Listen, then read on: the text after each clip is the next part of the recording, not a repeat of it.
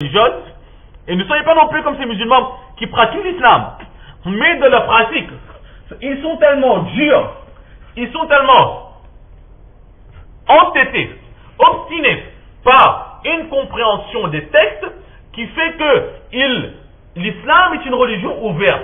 Et certaines personnes, dans leur dureté d'esprit, ils referment l'islam. Ils referment tellement que celui qui n'est pas musulman, il a l'impression que l'islam c'est une religion très dure.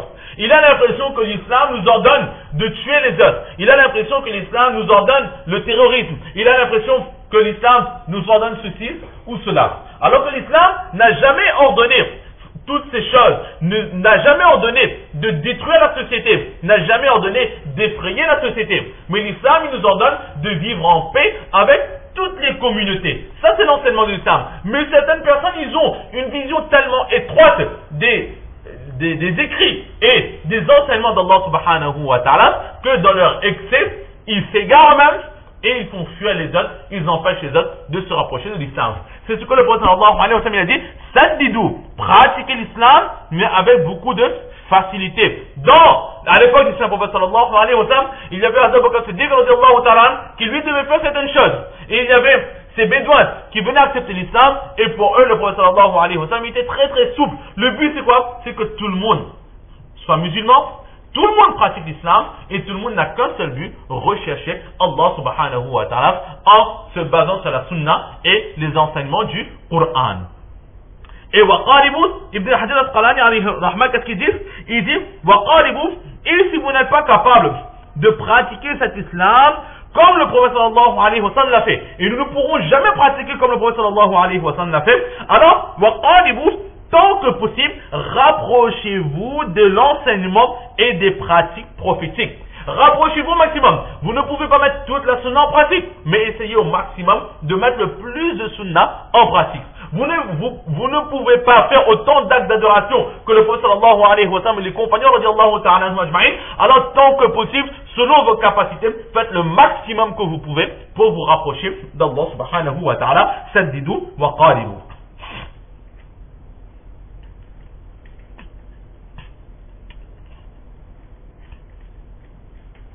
Et ce que l'on retient dans cette phrase du Saint-Prophète sallallahu alayhi wa sallam, c'est que justement là, dans Saddidou wa qaribu, le Prophète sallallahu alayhi wa sallam, il veut nous faire comprendre que tout ne repose pas uniquement sur la décision d'Allah subhanahu wa ta'ala. Certes, ce qu'Allah a décidé, cela se passera. Mais Allah subhanahu wa ta'ala, volontairement, il crée pour l'être humain des intermédiaires. Allah il fait tout par les intermédiaires. Allah il peut faire sans intermédiaire. Allah il peut faire sans intermédiaire. Il nous a donné certains exemples. Quel exemple? Il a créé Hazrat Adam alayhi salatu wa salam de ses propres mains, son père ni mère.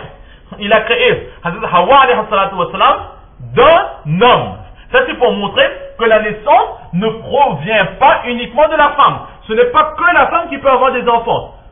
Allah il a décidé ainsi que seule la femme aura des enfants, mais Allah il peut très bien créer une créature d'un homme. Et il a créé Hazrat Hawa alayhi salatu wa salam de Hazrat Adam alayhi salatu wa salam. Et aussi, Allah il veut nous montrer que par exemple, pour avoir un enfant, il n'est pas obligé qu'il y ait obligatoirement un homme. Mais que Allah, il peut faire naître un enfant sans père. Il nous a donné l'exemple de Hazrat Isa alayhi salatu wa salam. Ou encore, il nous a donné l'exemple que énormément d'exemples qu'il nous a donné dans parfois les miracles des Anbiya alayhi salatu wa salam. Ça c'est pour nous montrer sa puissance, qu'il peut agir sans intermédiaire. Mais pour nous faciliter, parce que notre esprit il est très faible. Alors pour que notre esprit ne soit pas effrayé, il a toujours créé des intermédiaires. Il a toujours créé des intermédiaires. Et ici c'est ce que le Saint-Prophète sallallahu alayhi wa sallam, il veut nous faire comprendre. Certes la décision d'Allah subhanahu wa ta'ala a été prise, mais toujours est-il, à son habitude, Allah, il mettra des intermédiaires. Et là aussi, donc, Saddidou wa qaribu, même si la décision a été prise, vous choisissez les intermédiaires qui vous donnent cette espérance que vos noms sont parmi les habitants du paradis. Ne choisissez pas ces intermédiaires qui vous font croire ou qui vous donneront cette quasi-certitude que vos noms sont parmi les habitants de l'enfer. Voilà le message que le Saint-Prophète sallallahu alayhi wa sallam, il veut nous faire pratiquer. Parce que, comme on a déjà dit précédemment, les actions, ce sont les premiers signes. Ce sont les signes précurseurs de la destination finale d'une personne. Même si cela n'est que très... et cela est très objectif, et que avant notre mort, au dernier moment, Allah subhanahu wa ta'ala, il peut nous faire une action, et cette action sera suffisante pour notre entrée au paradis. Il peut nous faire une action qui, elle, sera entièrement suffisante pour notre entrée dans l'enfer. C'est ce que le Saint-Prophète sallallahu alayhi wa sallam, il dit devant, qu'est-ce qu'il dit? فَإِنَّ صَاحِبَ الْجَنَّةِ يُخْتَمُ لَهُ بِعَمَلِ أَهْلِ الْجَنَّةِ. Pratiquez, choisissez les intermédiaires qui vous amènent dans le paradis. Pourquoi? Parce que l'habitant du paradis, la décision a été prise qu'il fera une action qui l'amènera dans le paradis. Même si auparavant il a fait tous les péchés du monde. Mais pour l'habitant du paradis, Allah il a décidé qu'il va mourir avec l'action qui la fera entrer dans le paradis. Ça peut être le kalima la ilaha illallah, ou ça peut être avec iman et une bonne action. Donc, même si on a déjà commis énormément de péchés auparavant, on peut mourir avec, notre but c'est de rechercher la mort à part une action qui nous amènera dans le paradis. Mais maintenant, pour pouvoir faire cette action, il faut avoir l'habitude de la pratiquer. Ce n'est pas du jour au lendemain que nous aurons une illumination avant notre mort, que dit la ilaha illallah Muhammadur Rasulullah. Non, il faut que nous ayons cet amour pour Allah. Il faut que nous craignons la vie après la mort, etc. pour qu'il y ait ce, Inch'Allah, ce réflexe de lier le kalima avant notre mort. Alors que l'habitant de l'enfer, lui, a été destiné pour lui qu'il fera une action qui le mènera directement dans l'enfer. Même si auparavant, il a appliqué, il a commis, il a fait n'importe quelle action, il a pu faire les plus belles actes récompensables ou les actes les plus vertueux, il a pu les accomplir, mais avant sa mort, il fera l'action fatale qui l'amènera en enfer. Et justement, quand est-ce qu'on a plus de chances de faire cette action? C'est quand les péchés deviennent monnaie courante, lorsque les péchés sont ancrés dans nos habitudes et dans notre vie de tous les jours. C'est pour cela que préparez-vous, entraînez-vous. Certes, la décision a été prise, mais il y a un intermédiaire, c'est avant votre mort. Alors prenez l'habitude, entraînez-vous dès maintenant pour pouvoir pratiquer cette dernière action qui vous fera entrer dans le paradis, cet intermédiaire qu'Allah subhanahu wa ta'ala utilisera pour vous faire entrer dans le paradis, Inch'Allah.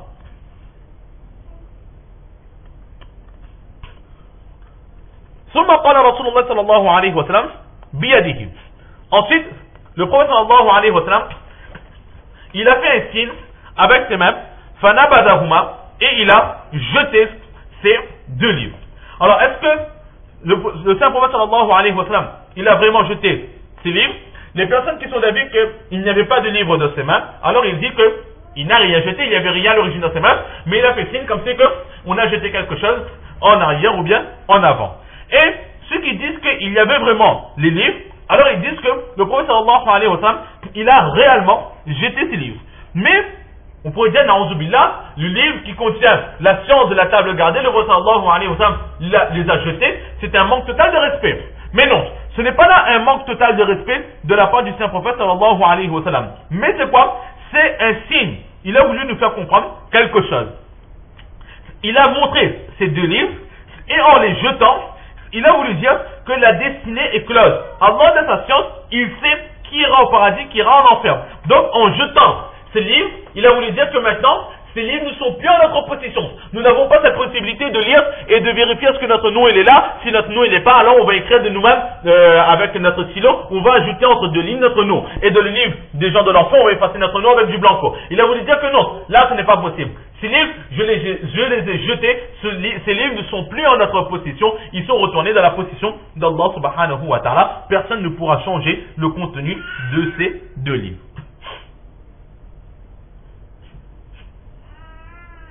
Ou encore, en jetant cela, il a dit que cela n'est plus auprès de nous, cela maintenant n'est plus dans notre main.